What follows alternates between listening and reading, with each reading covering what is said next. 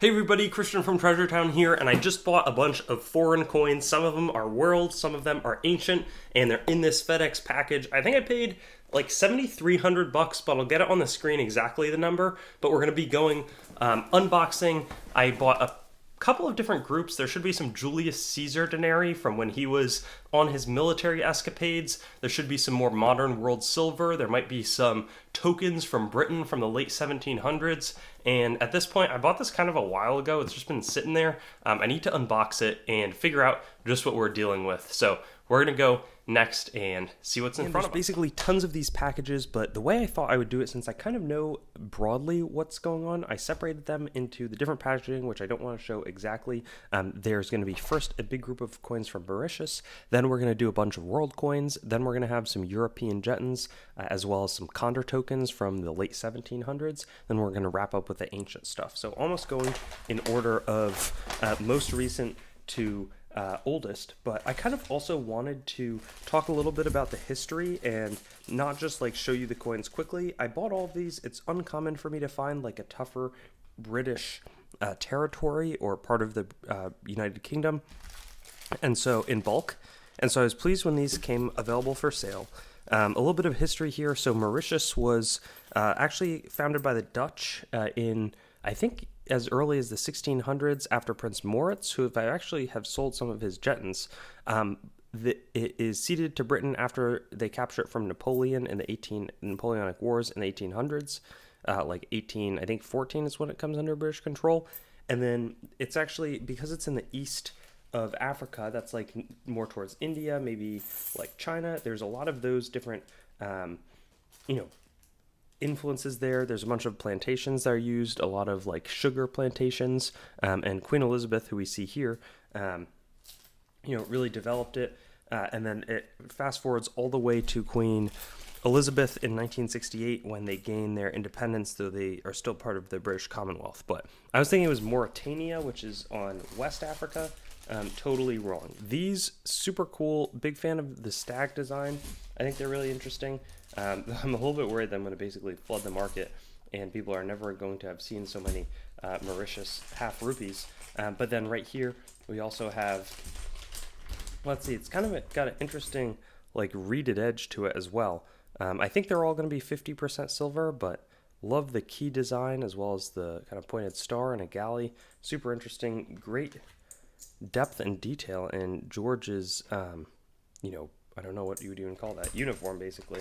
So all super interesting and makes me excited for the rest of this hunt. There should be a bunch of cool coins ahead. And I'm pretty excited about what is in front of me here. Some of these I thought I did really well with, others of them maybe paid a bit too much.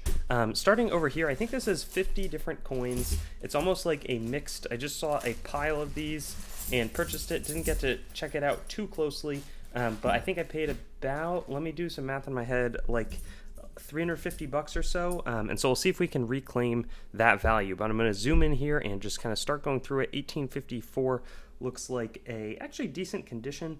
I think this is halfpenny size, I would want to say. 1860, there's another one. Though for a lot of the smaller coins here, I'm probably just going to end up group plotting them. There's a King George, the fourth item. And then right there, it's a Cronbane halfpenny. I think these are often like 1791 to 1795 Associated Irish miners' arms. These would have been like substitutes for the halfpenny denomination, and an old, probably Irish type as well, King George the Second, but a bit worn. I always love it when I can see the date. It looks like a 7 peering up, 1851. That feels like a more full penny with a classic Britannia look on the reverse of it. We then have a Britanniarum 1826. I think that this is a plated silver coin, some kind of maybe like a sixpence. And then this one also has been carved into a bit. King George 1799 should be a halfpenny. Kind of an interesting item, though. I guess just quite curious. Here on the back, this one's going to be an older type, I believe. As well here, this is 1797, so I can probably get some kind of date. I think that's another actual 7 peering out there, so maybe 1797 pennies. This being a bit more worn, and I'm just even thinking, because I did buy most of these for resale here, some of these, like this 1826 big time penny of George IV, going to be sold on its own, but others of these probably going to do like a big group lot of maybe more worn items. This is the full, I think that's a 2 penny, 1797, super chunky coin, which is very fun. And let's see what else we can come up with here.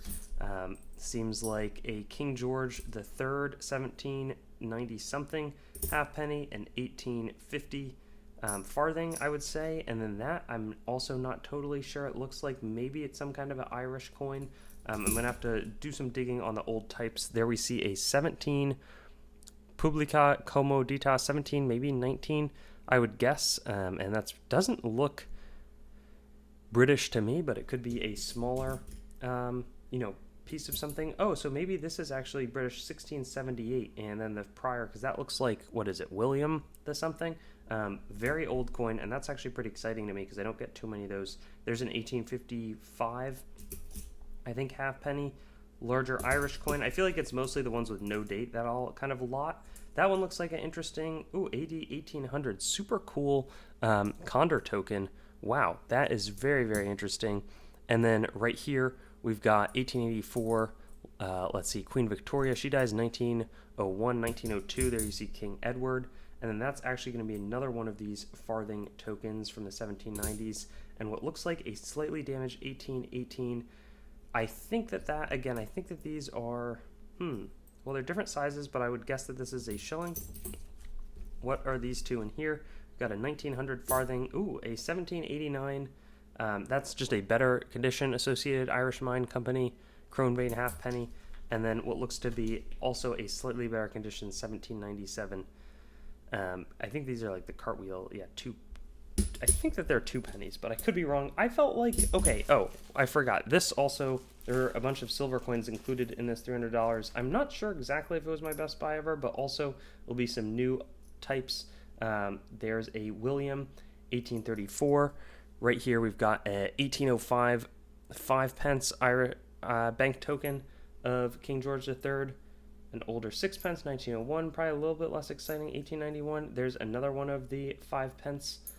That is an old coin. That's very exciting, though it does have a bit of a hole there. 1757 looks like I would guess that this is maybe it's a shilling, maybe it's a 6 pence. 1844 pence is cool.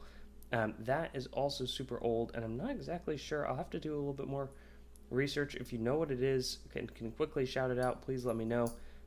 We've got an Irish 1806 bank token.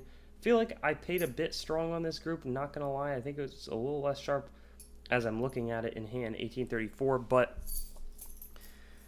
what can you do? Well, I probably should have not bought it, but not terrible either. And then let me see in terms of next group. I thought this next group was a very successful purchase. It is a bunch of, I bought these in like the low teens, which I don't find these in that, really anywhere. It doesn't matter what condition. I think a lot of these do have some cleaning on them, but we've got a British India 1919 rupee, and there's even some earlier types in here, 1918, 1917. There's a 1919, 1919, and so I'm just going to go through, but British India, they are able to release, they're able to gain their independence in 1947. It says king and emperor on all of these, but on a lot of the other ones, like a lot of the other British coins, it will say something like, they're the king and emperor of India, even though it's not an Indian coin. 1907, you see a little bit of the other script as well, but super interesting. 1917 rupee. 1917 again, 17, and some of these actually, that has some pretty nice toning. Some of them are cleaned, others of them though pretty intact, and again a good mix of different dates. Some of the older ones do seem to be a bit more on the clean side. 1906, 84, and is that most of what we've got there? Let's see, 1918, 1919. Yeah, those are nice looking, good lustrous coins. 1917, 1919, and 1904. Again, fantastic in the middle there. And then here we're going to dig into, again, some of the Jettons, which I love Jettons. Sometimes I pay a little bit too much for them. In this case, paid 11 a piece. which I feel was strong, but also there's such good catalogs on these, and it may be almost like too boring for you to, where I wouldn't include everything, but I've been trying to deal in some more of these like medieval ones, and I saw these fantastically detailed flips and identification. So here, it's obverse shield with 3 fleur-de-lis with the Ave Maria Gratia, unclear, and then, a cross. So some of these have pretty good references on them. There's a French jeton. I've seen that before, and apparently this is a jeton, a shield with details. Okay, I saw a picture of these, and I was like, some of the identifications look really good. That one is a familiar, mid-14th century Ave Maria type province of Maine. Very interesting. So it'll be great to get better perspective on all of these and just continue learning. 3 circles. Yeah, I've seen this 3-circle type. Let's see if it has 15th century from France. Very, very interesting yet again. So painstaking work has gone into, cataloging these, and they're very interesting to see. That one is a great example right there. That probably, if I paid 11, I'm going to try to sell this maybe in like the 20s or so, because it's very sharp detail. 1350 Talopian crown, very interesting. So, and some good additional reference works. I also need to keep building up our library. That actually looks, is that the same 3? No, it's a different type. And again, very good. 3 fleur-de-lis, 15th century. Great to see these collections. And I'm almost wondering if I just do a quick kind of flipping through situation. There we see some more of these French jetons. Medieval types, to see which ones are my favorite. That one looks really nice. I feel like there were a few like sheep jetons. Oh, that is a beautiful one. 1600s, and I think that is a sheep holding, what does it say on the back? The Pascal lamb. Yeah, 3-strand cross. Very, very interesting, and I love that. I've seen it once before. Is that also? No, but there we see an actual standing figure. So a lot of these, they're less clear than some of the French jetons. That's like the Châtel French look as well. So there's a bunch of different types here, and it'll be very helpful as I go through Châtel Tournois exactly, cataloging, to get a better sense from somebody who clearly knew, probably even more, not that I know that much, but I've dealt with a lot of these. I've transacted a bunch of them, but I'm still learning, and this is going to be a fantastic reference. There we see again the Pascal lamb on a French jeton. Just fascinating. So we've got, again, I feel like maybe 11 was a lot to kind of start on these. I also almost I don't want to bore people too much by going through every single one of these, but maybe what I'll do is I'll split back. Like here we see a German jeton. These would have been, again, they're just like accounting tokens. There were different ways to count back then, and they would use these tokens in those different situations. Here we see there's a Wolf Laufer. The different mint masters would often put which ones they were. Oh, interesting. A William and Mary jeton from Hans Laufer. That looks fascinating. Okay. Maria. I was expecting it maybe to have a little more grandeur than that, but good mix. And this group was purchased for less than 11 a pop, but still 1657. Interesting, potentially Dutch jeton. Here we have that one looks like Caesar Divi Augustus. What is that? A stock jeton from Germany. There could be some good SBQR. That is super cool. Nice. Wow. Okay, so hoping for more. That's what I'm going to do. I'm going to pour the rest of these out off camera and open them up and show you what I've got. And here we've got some of my highlights. So we had a ship Pfennig. We had really a wide mix. Here we see like a 1700s King Louis the 15th, so a bit of French touches. on it. That one's just like a pretty nice appearing, probably German background Jetton. Here we have a Vulcanus Hans Krawinkel type, which I have actually seen before. There's just a lot of great types. Here we see a nice, what is that, portrait of, can't exactly read CR, but it's a some kind of an angel, at least at some level. There we see a German horse Jetton from probably about the 1600s or so, and even a modern Queen Victoria 1854. Hadn't seen that type either. So a bunch of different just cool types. We did get, there's a line of St. Mark, and then that one looks like one of the, this one's actually worth opening up. It's like a alphabet Jetton. I've seen these before, and they're generally a bit more preferred. It's like you have the Jetton Maker, 1553. Wow, that's old. Super cool. Love it when the Jettons also have a date on there. Fantastic item of Nuremberg, Hans Krawinkel, French types. There's a German Minerva bronze, and so all different types. There's bust of a Turk. Oh yeah, so there's I feel like that was maybe related to the Ottomans. Ship Pfennig. We've got just all different types. So I don't want to bore you too much. Actually, this is the last thing that I wanted to open up. It says 1977 collector's token, gift of Mr. J. Minshall, the farthing specialist. I'm going to have to look up Mr. J. Minshall. I know that there's Paul Minshall. There's Minshall trading in America, but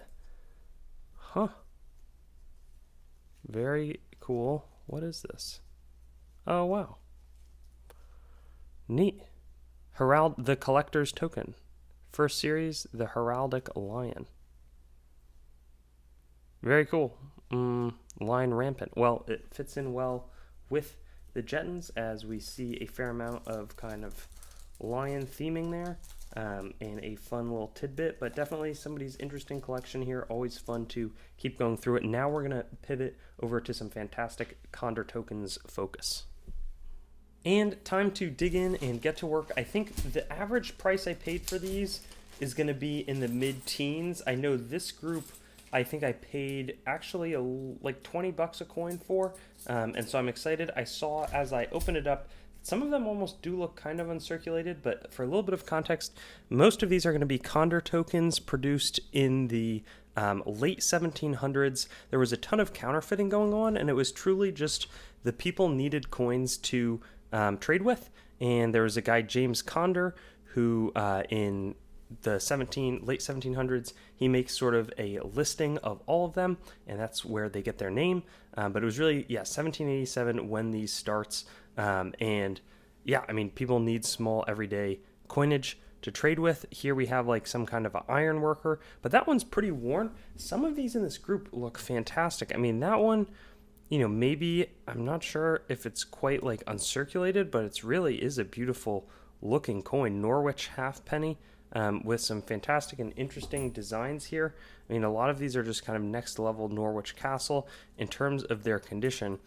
I've seen this actually, this sheep Conder, but like this one is in fantastic shape. Very, very good details remaining on the coin. Here we've got, that's kind of interesting. More trade and fewer taxes. And that looks like almost some kind of a bottle. What does that say? Prosperity to Old England.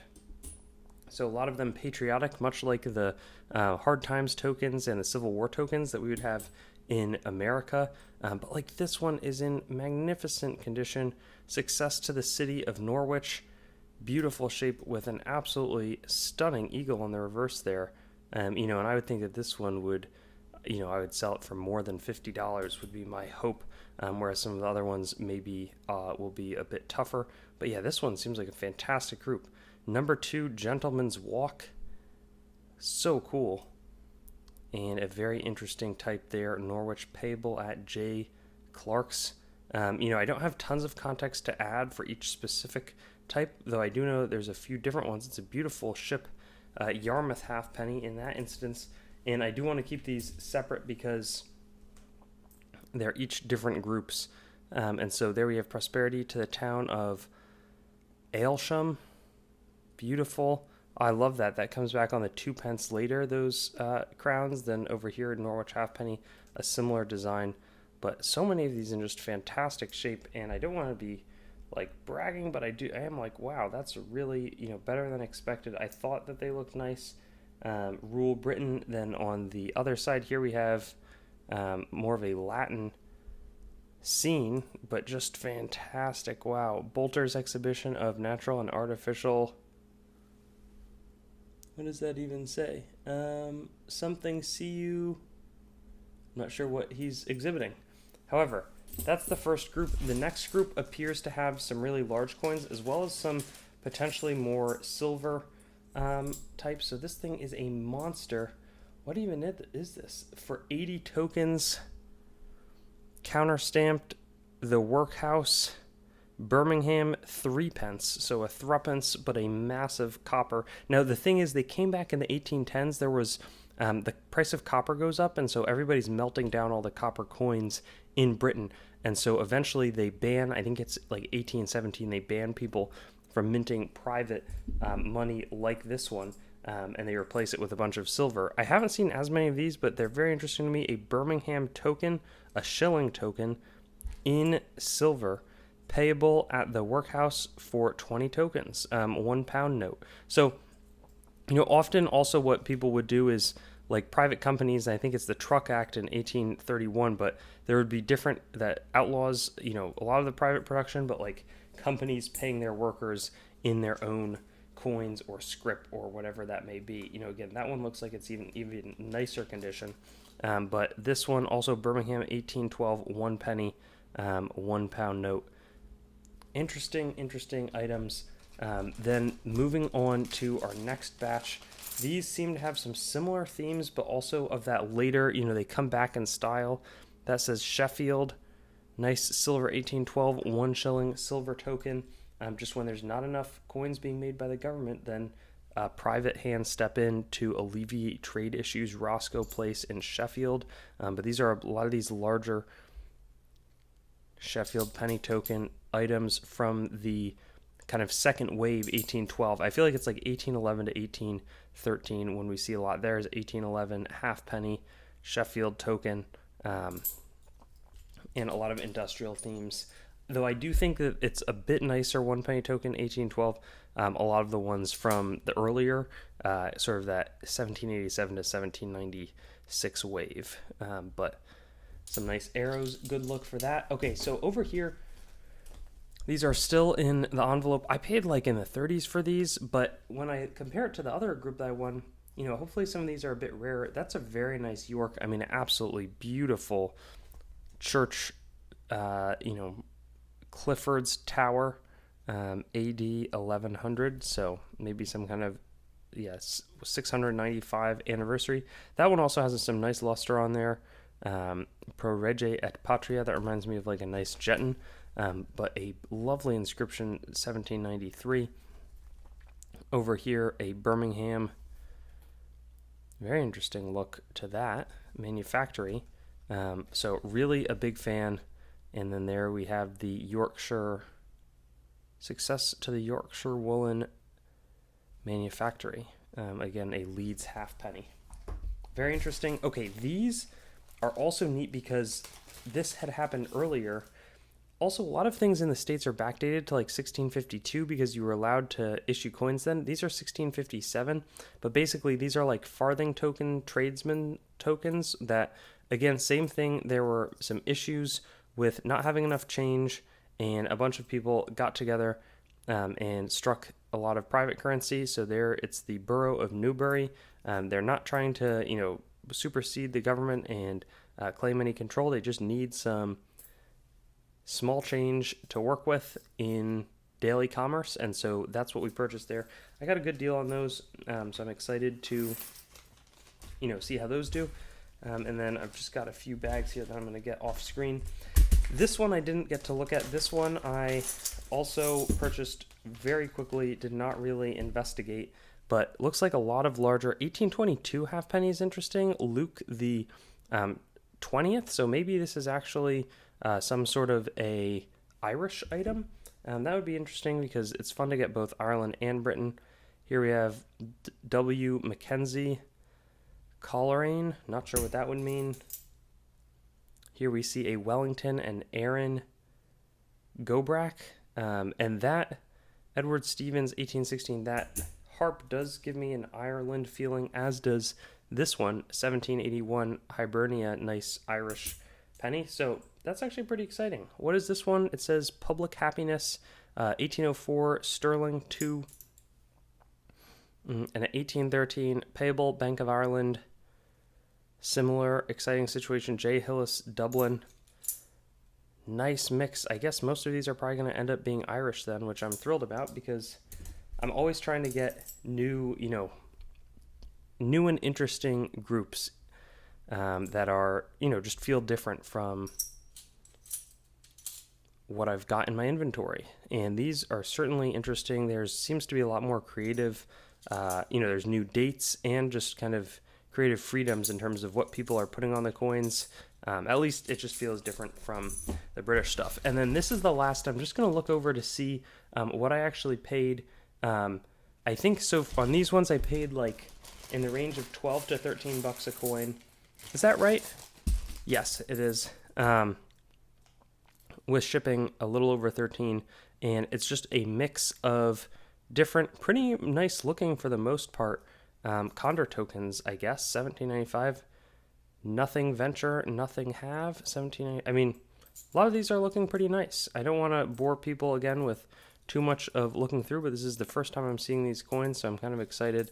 I love how some of them, A Friend to Freedom and Rights of Man, are just text, and others have a bit more in the way of, ooh, that one's nice and lustrous, and it's got an interesting kettle. I mean, it's no wonder that it's like a fantastic thing to put together a collection of. I feel like it's tough to, they don't get old. I feel like, similar Civil War tokens, there's just so much depth, but I really like the larger planche size on these ones. The last prize of £30,000 at the offices was sold in 16ths. I'm not sure what that would be referring to, but again, another one of those nothing venture, nothing have. That's a classic, or a more classic at least. It's not exactly the design I was thinking of. I was thinking of the Druid, but a Hibernia.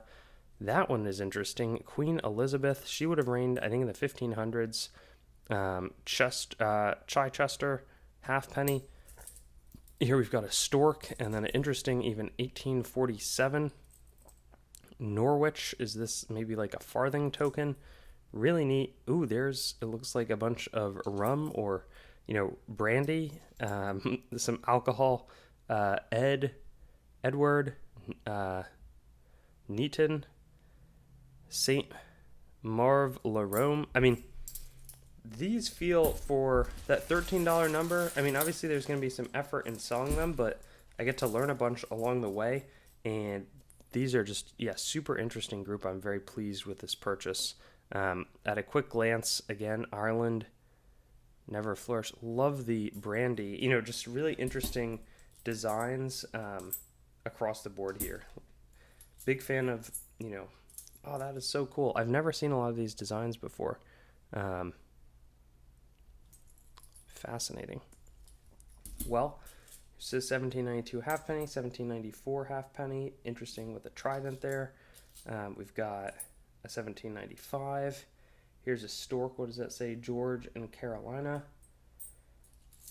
So neat. There's a bunch left to go, and I feel like I've even been saving some of the most exciting stuff, including Julius Caesar, for the end here. So, you can probably tell why I paid thousands and thousands of dollars for these items.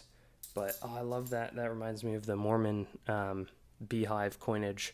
Have had some interesting tokens from the Mormon background. Here, let's see, nice John of Gaunt. That's a slightly more familiar type, and that one is not. Foundling Fields, 1795. Payable on demand. Beautiful. Okay, well, that almost brings us to the end, though there's a lot to go in terms of having about 10 groups of, there's the Druid that I was thinking of, 1793, Cronbane. So fun. There's a couple more different ancient ones that I wanted to pick out, and we can go unbox. So that will be the next step, and then we will wrap this video. But I always try to give a sense of like, what is a day in the life of Treasure Town. Here's the type of stuff we try to, unbox, process. It's really fun. And here is the last of the ancient coins. There's some really interesting types, and I'm gonna try to go almost chronological order. And so this, you'll notice, focuses a lot on the Romans. And so we're gonna start. I bought 8 Roman Republican Denarii, including imperatorial phase. They're in relatively tough shape. I think that's a funeral pyre, but these belong and were founded, the denarius denomination, in 211 BC, when it was basically in the Second Punic War the standard for that republic. And interestingly, they don't really bear the images of any specific person. And I really like how you can see the different moneyers. Rufus, you can tell on that denarius, and instead that would be held by Julius Caesar as he takes over. But you can see Senatus Consulto. I think it's C. Navius Balbus, but that could be totally incorrect. And there were, I think, 5 in. I bought a group of 5 of them. P. Clodius, again, somewhat worn, but interesting pieces of. That's like the Roman Republic until Julius Caesar comes in. And I actually bought 3 Julius Caesar coins. Here we see the classic elephant and snake type. You can see most of Caesar. It's actually pretty worn, unfortunately, but it's a fascinating coin, and a fantastic piece of history. That one was in a little tougher shape. I got 2 other, maybe less well known. I think that the elephant was the most produced type, but there's actually 2 different reverse types. On this side we see some captives, and that one's actually in really nice condition. The Caesar down below, it almost looks like the die wasn't that strong when it was struck, but this one looks fantastic. I'm a huge fan of the visual appearance of that coin. On this one we see, I think it's Aeneas, and clearly spells out Caesar. Interesting type, a bit more worn in this case, but those are right around like 50 BC. And if you remember, basically he comes in, and in 49 BC he crosses the Rubicon River, sort of telling the Senate that he's coming over to take power. And so there were a couple other groups. One of them that I bought was some very worn coins. These are sestertii. I think that might be Marcus Aurelius, but I'm not totally sure. Or maybe it's Antonius Pius, but also Marcus Aurelius has a lot that say Antonius. Over here, these are like a lot of these are barbarous coins. Basically, the barbarian tribes around the Roman Empire struck coins that had some interesting styles that appeared to mimic what the coins that they were seeing. Over here, we see a bunch of different denarii. Some of those rulers include, that's Septimius Severus. Right here, I think that this is Marcus Aurelius, but I could be off on that. I'm pretty positive that this one is as well. Decent looking denarius type, but some older rulers here certainly in the mix. And then I was really pleased because this actually helped me identify them. We have some really old collector's tickets on a few of these. Beautiful. I'm definitely going to keep the tickets with the coins. This is actually a somewhat, Temple of Janus, more rare, I believe, reverse type of Nero. Very interesting coin. Then we have Vespasian. Nero is pretty unpopular. He is sort of killed, dies, and there's a bunch of different rulers, Otho, Vitellius, Galba, but Vespasian sort of consolidates power from 69 to 79 AD, and so these are some bronzes of that era.